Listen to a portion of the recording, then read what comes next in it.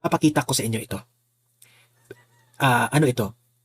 Shinare ito ng vlogger sa Hague na si Alvin and Tourism. Okay?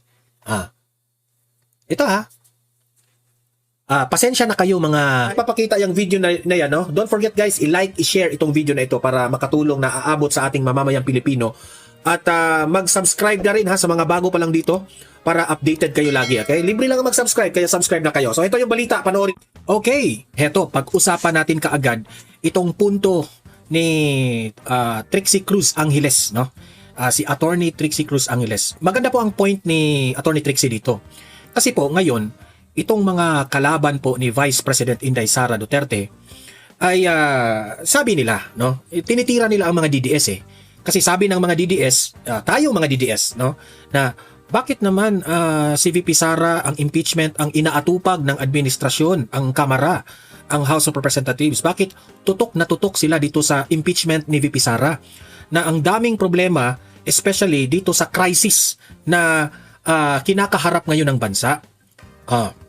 Yan ang sabi ng mga DDS. Ang sagot ng mga dilawan at mga loyalista, sabi nila, kahit may crisis, it doesn't mean na hihinto tayo sa pag-imbestiga dito sa mga corrupt official ng Pilipinas. So tama lamang na itong si VP Sara ay patuloy rin itong impeachment complaint na ito. Yan ang point ng mga loyalista. Na kahit raw crisis, hindi hihinto ang mga administrasyon at itong Kamara na imbestigahan kung sino yung corrupt. Ngayon, kaming mga DDS, nung narinig namin yan, sabi namin, payag kami dyan. Pati itong si Trixie Angeles, payag kami dyan. Di ba? Kasi, kahit may crisis, hindi tayo hihinto. Kung sino man ang accountability sa mga nagnanakaw ng pera ng kaban ng bayan. Kung sa tingin ninyo, nagnakaw si VP Sara, nag-file kayo ng impeachment, kung may ebidensya kayo, sige. Kung gusto nyo yan, hala, sige. Yan ang gusto ninyo, di ba? Ngayon, may point si Attorney Trixie dito. Mamaya, kasi po, ito yung nangyari. Ito ipapakita ko sa inyo, ito, unahin ko na ito. Pero like, share mo na bago ko ipapakita ito, Kasi may point si Trixie. Like, share, tapos yung hindi pa nakasubscribe, subscribe na po kayo. Bago natin ipapatuloy. Especially itong mga dilawan at mga loyalista. Crisis tayo ngayon. Kahit crisis tayo, imbestigahan natin si VP Sara. Kasi corrupt. Pero yung mga corrupt rin sa mga ahensya sa gobyerno, ayaw ninyong imbestigahan. Na mas malaki yung perang nilustay. Utot ninyo. Ito pa. Ito pa yung nakakagalit. Ipapakita ko sa inyo ito. Ano ito? Shinare ito ng vlogger sa Hague na si Alvin and Tourism. Okay? Ito pasensya na kayo mga taong bayan. Ipapakita ko sa inyo ito. Bad news po ito. Okay? Kasi bad news ito kasi para sa akin bad news ito kasi alam ko na wala na namang pupunta itong pera na ito. Okay lang kung si Duterte ang gumawa nito kasi anong tawag doon? May tiwala tayo kay Duterte, magasta ng maayos itong pera na ito. Ito lang naman ang gagawin ng administrasyong Marcos. Bang! Ano yan? Basahin ko Alam kong masasaktan ang taong bayan dyan, pero wala tayong magagawa sila ang nasa posisyon.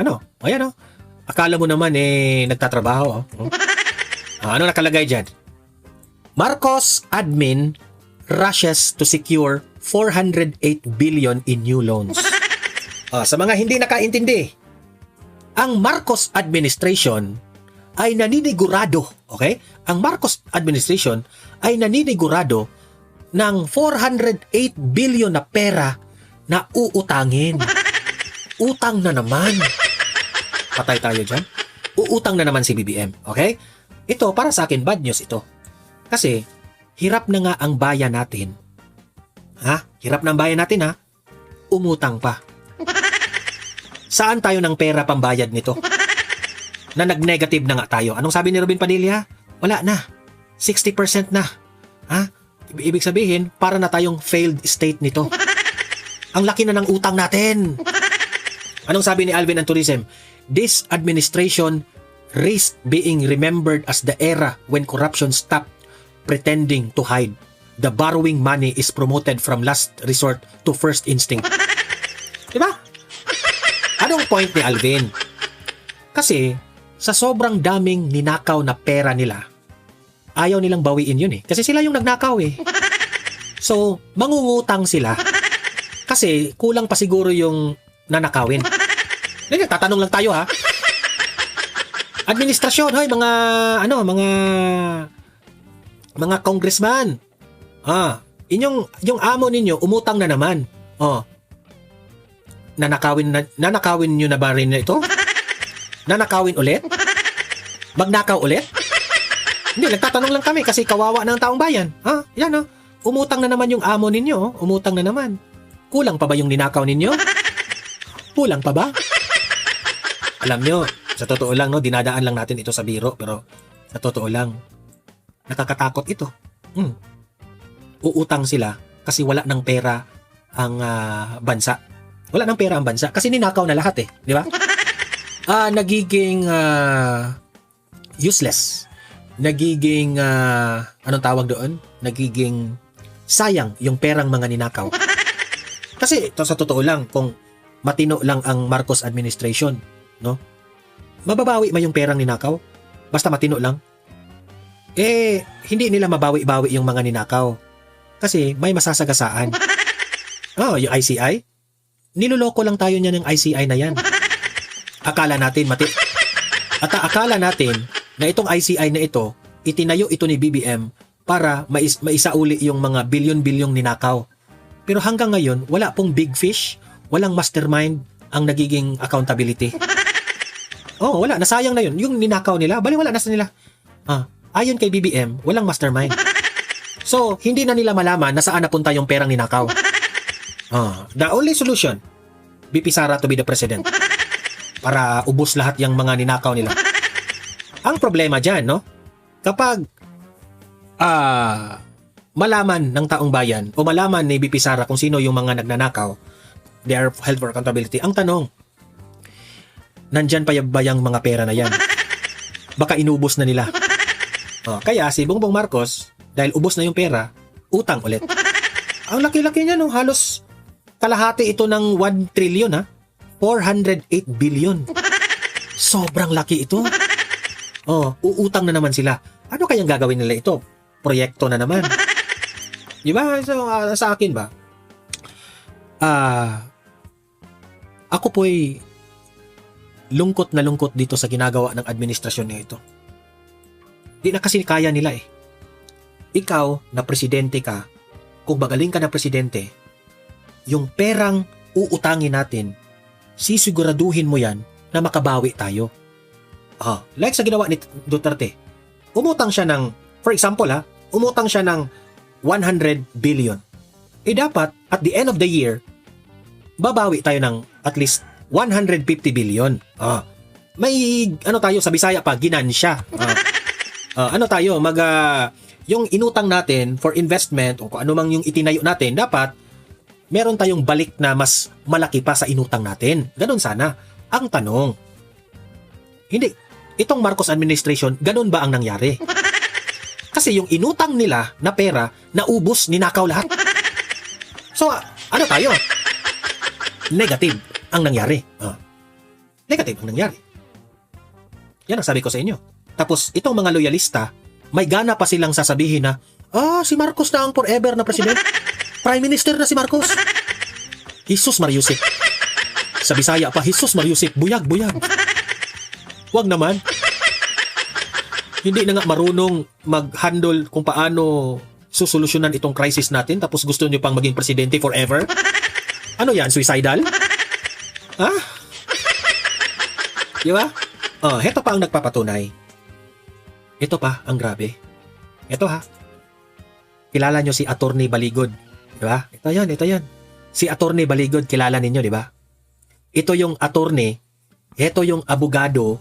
Ito, ipapakita ko sa inyong video Ito yung abogado ng mga 18 ex-Marines na ni-reveal nila o binuking nila ang kabalastugan ni Zaldico dito sa mga hinahatid nilang mga maleta na pera, mga paper bag na pera, at mga envelope na pera. Diba?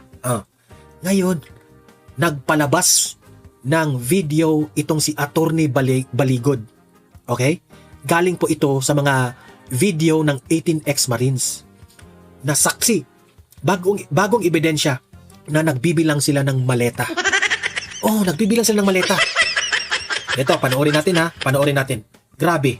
Ganito po sila maghatid ng mga maleta. Maghatid ng ninakaw na pera ng bayan. Panoorin ninyo.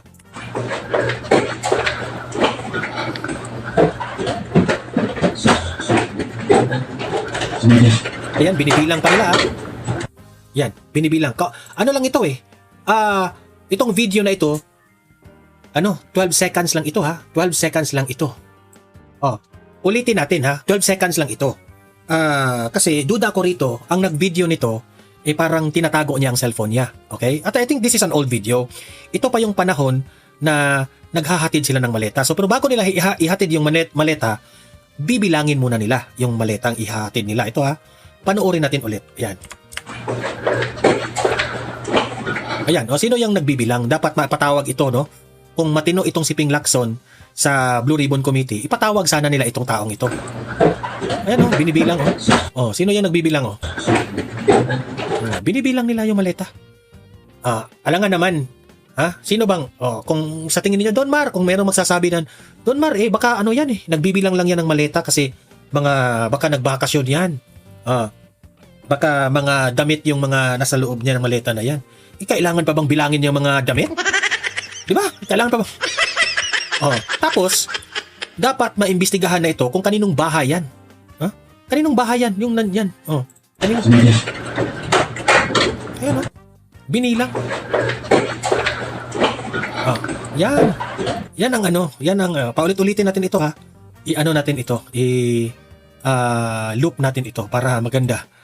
Yan. Kasi, sila, wala lang sa kanila ito. No? Ito, very booking na ito eh. Hindi ko maintindihan itong si Ping Lacson. Bakit hindi pa niya ito maimbestigahan ito? Bakit hindi pa niya ipatawag ito? Unang-una, kung matino itong si Lacson, titingnan nila kung kaninong bahay yan. Kaninong bahay yan? Yung binilang na yan. Di ba?